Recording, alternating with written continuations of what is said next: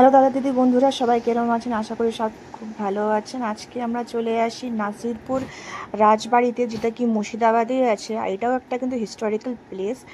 তো এই দেখছেন বাইরের দিকে কিন্তু অনেক একটা স্টল লেগে আছে, যেখানে অনেক কিছু পাওয়া যাচ্ছে। আর এটা হচ্ছে ওই নাসিরপুর প্যালেসটা, মানে রাজবাড়ির বাইরে কিন্তু হচ্ছে টিকিট কাউন্টার, যেখানে কিন্তু ইচ পার্সন 20 রুপিস করে নিচ্ছে। তো এই চড়া রোদ্রের মধ্যে আবার চলে আসি। তো এখন দেখতে পাচ্ছেন বাইরের দিকে কিন্তু নন্দী আছে। তো নন্দীকে আমরা প্রণাম করে নিয়ে ভিতরে কিন্তু ঢুকে যাচ্ছি। আর প্রবেশ করছি যখন, তখন দেখছি কি লোক বসে আছে টিকিটটা চেক করার জন্য। তো এই যে এখানে টিকিট চেক করছে, আর চেক করার সময় বলছে যদি গাইড নিতে চান তো আমরা গাইড এখানে নিতে পারি। তাই আমরা এখানে একটা গাইড হায়ার করে নিলাম। আর এখন কিন্তু গাইডের সবকিছু আমাদের ইনফরমেশন ঢুকে না। রাজবাড়িটা টোটাল বাড়ির নকশা বা মডেল, যেটা সোজা দিয়ে তৈরি করা আছে। 250 গ্রাম সোজাকে কেটে কেটে এখানকার একজন শিল্পী মডেল থেকে তৈরি করে। আর মডেলের নিচে যে কাঁচের যে জারটা দেখেছেন, টেস্টিং জার বলা হয়। নবাব রাজারা যখন মদ পান করতেন, জারের মধ্যে এক ফোঁটা ফেলে খেতেন। বিষজাত জিনিস দিয়ে মারার চেষ্টা করলে ওই জারে ধরা পড়তো। কালার চেঞ্জ, ছিঁড়াটুটি কালো ড্রেস নষ্ট হয়ে গেছে। দেবী সিং যখন কাউকে শাস্তি বা ফাঁসি দিতে যেতেন, এই কোট টুপি করে ফাঁসি দিতেন। আসুন সেই ঘরগুলো দেখাবো। দেবী সিং যে খাজনা কালেক্টের দায়িত্ব ছিলেন না, সেই খাজনা সব নথিপত্র। আচ্ছা আচ্ছা।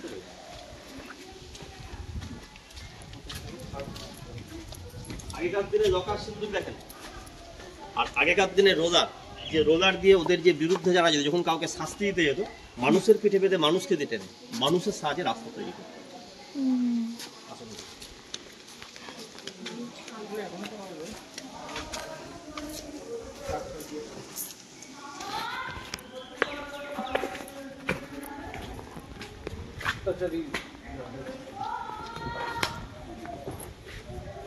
এই যে জায়গাটা দেখুন, সামনে যে লোহার থাম পোতা রয়েছে দেখেছেন, লাইট পোস্ট। এই 4টে থাম 4 কোণায় যখন পোতা রয়েছে এখানে, এখনকার মতো আগেকার দিনে কোনো ইলেকট্রিক সিস্টেম ছিল না। এই থামগুলো ছিল 4 কোণায় পরস্পর গ্যাস লাইটে লাইট জ্বলতো। শ্বেত পাথর বাঁধানো ছিল, কাচের ঘর ছিল। হীরাবাই নামে এক বাইজি লখনৌ থেকে আসতো 1 ঘন্টায়, যার 5000 স্বর্ণ মুদ্রা সোনার কয়েন, যার ছবিটা আপনাকে একটু পরে দেখাবো। হীরাবাই বাইজি ডান্স করতো। আর উপরে যে পোর্শনে যে ঘরগুলো দেখতে পাচ্ছেন, ওদের থাকার ঘর ছিল। এখন নতুন করে সারিয়েছে, মিউজিয়াম করেছে, যেটা ভিতর দেখে মিউজিয়াম দেখে যাওয়ার সময় উপর দিয়ে বেরিয়ে যাবেন। আর এই যে জায়গার উপর দিয়ে আপনারা হেঁটে আসছেন, এই জায়গাটাকে বর্তমানে বলা হয় না নাট মন্দির, মানে যাত্রাগান। এখানে দরবার হতো বা বিচার হতো। আর বিচারে যখন কাউকে শাস্তি হতো বা ফাঁসির হুকুম হতো, ফাঁসি ঘরে ফাঁসি হতো। এখানে কি বলতো, অনেক সিরিয়ালে শুটিং হয়েছে, অনেক সিনেমা শুটিং হয়ে গেছে। কিছুদিন আগে বেহুলা হলো, প্রফুল্ল সিরিয়াল হলো, এক যে ছিল রাজা, অরিজিৎ সিং এর গানের অ্যালবাম। এই যে বেহুলা কোম্পানির আলপনা দেখুন।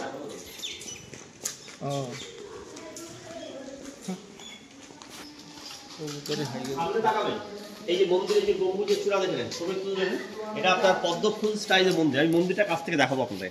একটাই মন্দির, 4টে রাউন্ডে যেদিকে ঘুরবেন আপনি 10টা করে গম্বুজের চূড়া দেবেন। এটা পদ্ম ফুল স্টাইলের মন্দির। টোটাল চূড়া কটা জানেন?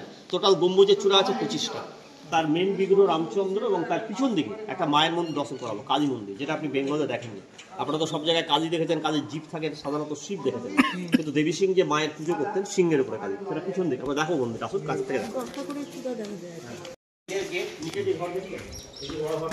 জেলখানা, কারাগার, যে প্রজারা খাজনা না দিতে পারতো, ট্যাক্স না দিতে পারতো, দেবী সিংহের বিরুদ্ধে যারা যেত, নিচে যে ঘর দেখতে পাচ্ছেন ওইটা ছিল বন্দিশালা, বন্দি করে রাখা হতো। এখানে বিচার হতো। বিচারে যখন কাউকে ধরুন শাস্তি হতো বা ফাঁসির হুকুম হতো, তারপরে তাদেরকে ফাঁসি ঘরে ফাঁসি হতো। আর এই যে ভাঙাচোরা ঘরগুলো দেখতে পাচ্ছেন, ভেঙে চলে নষ্ট হচ্ছে। আগের সব সিপাহী প্রহরীর দাঁড়ান কোয়ার্টার ছিল। আর উপরে যে পোর্শনে যে ঘরগুলো দেখতে পাচ্ছেন, ওদের থাকার ঘর ছিল। আর এই যে ঘরটা ঢুকছেন, বাদিকে ঘরটা ঢুকছেন, এটা ছিল ফাঁসি ঘর। না না, দরকার নেই, থাক। এমনি ফাঁকা ঘর, এই পিছনে ঘরটা দেখবেন দেখা হ্যাঙ্গার সিস্টেম ছিল। আর এই কোণা থেকে এই কোণা পর্যন্ত যে পাটাতন যে স্ল্যাব বসানো দেখতে পাচ্ছেন, এখানে স্ল্যাব ছিল না, নিচে ছিল কি জানেন, কুয়ো, মানে কাঠ থাকতো।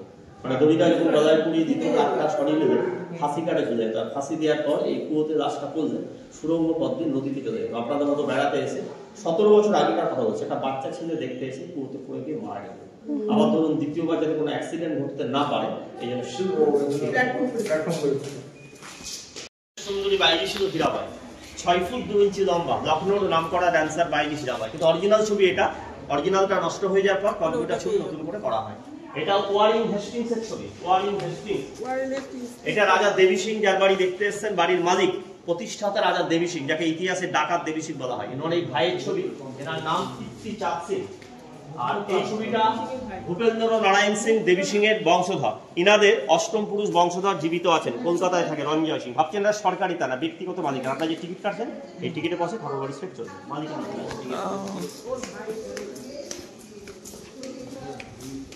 প্রথমে পাথরের কাজটা দেখে নিন, দেখে আসুন পাথরের কাজটা দেখুন। এই আর্স থেকে এই আর্স, যে এত বড় একটা ধনুকে একটা পাথর দেখুন, এখন তো মেশিনে হচ্ছে। 250 বছর আগে কোনো মেশিনারি বা পাথর কাটা যন্ত্র ছিল না, সম্পূর্ণ কাজটা দেখুন ছেনি হাতুড়ির সাহায্যে হাতে কেটে কেটে তৈরি। আর নিচে যে কাজটা দেখতে পাচ্ছেন এটাকে জাফরি বলা হয়। আগ্রা তাজমহলে গায়ে পাবেন, ফতেপুর সিকিরিতে পাবেন, সেজুনটিসে পাবেন, জয়পুর থেকে আনা হয়। যে শিল্পী তৈরি করেছিল, তৈরি করানোর পর হাতের কবজি পুরো আঙুলটা কেটে নিয়েছিল যাতে অন্য জায়গায় না তৈরি করতে পারে। ওই যে ভিতরে লাল কাপড় পরানো মুখ দেখুন, চক্রপতি যে মূর্তি দেখতে পাচ্ছেন, রাম, লক্ষণ, সীতা, ভরত, শত্রুঘ্ন, হনুমান, তার মধ্যে 3টি অষ্টধাতু, 3টি সোনার। এখনো মন্দির পুজো হয়, ঝুলন উৎসবে মেলা হয়, 5 দিনের জন্য বেদিতে এনে সাজানো হয়।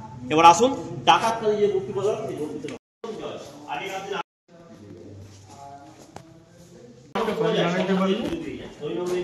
পানিপথ থেকে মায়ের মূর্তিটিকে এনেছিলেন।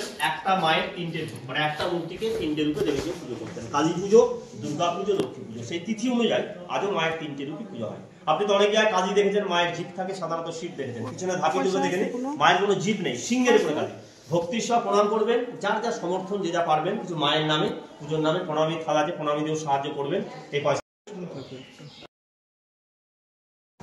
এটা কিন্তু মায়ের মন্দির যেরকম বলা হলো, এটা কিন্তু মানে 300 বছর ধরেই কিন্তু পুজো হচ্ছে। রাজবাড়ির পুজো তো বোঝাই যাচ্ছে কিরম বড় করে পূজা হতো, আর এখনও কিন্তু ওরকম টাইপেরই মেনটেন করা হয়। আর আশেপাশে কিন্তু মানে অনেক ঠাকুর আছে, মানে বলতে গেলে কৃষ্ণ ঠাকুরের অনেক রূপ আছে এখানে। আর এটা মানে অনেকটা বড় এরিয়া, তো দেখতেই পাচ্ছেন অনেকটা বড় এরিয়া, মানে সব জায়গায় আমরা ঘুরে ঘুরে এখানে দেখছি। আর দেখা যাচ্ছে কি বজরংবলী আছে আর কৃষ্ণ ঠাকুর আর রূপ এখানে দেখা যাচ্ছে। তো সব কিছু কিন্তু বাইরে করে দেখছি, আর গাইডটা কিন্তু আমাদেরকে খুবই ভালো করে বুঝিয়েছে। তো এটা কিন্তু মানে কি বলবো, সকালবেলার দিকেই খুলে, দিন দুপুরের দিকে খুলে। আর এটার উপরতলায় কিন্তু একটা জায়গা আছে যেখানে কিন্তু অনেক কিছু জিনিস রাখা আছে, হিস্টোরিক্যাল জিনিস রাখা আছে, দেখার মতো জিনিস রাখা আছে, কিন্তু ওখানে কিন্তু ভিডিও করতে অ্যালাউ করছে না। তাই কিন্তু উপরে যায় কিন্তু ভিডিও করতে পারছি না, যেটুকু ভিডিও এখানে করে নিচ্ছি। তারপর হাঁটতে হাঁটতে দেখলাম এখানে সামনে একটা গাছ আছে, যেখানে কি ওখানে টিয়া পাখি বসা আছে। 2টা টিয়া পাখি নিশ্চয়ই দেখতে পাচ্ছেন।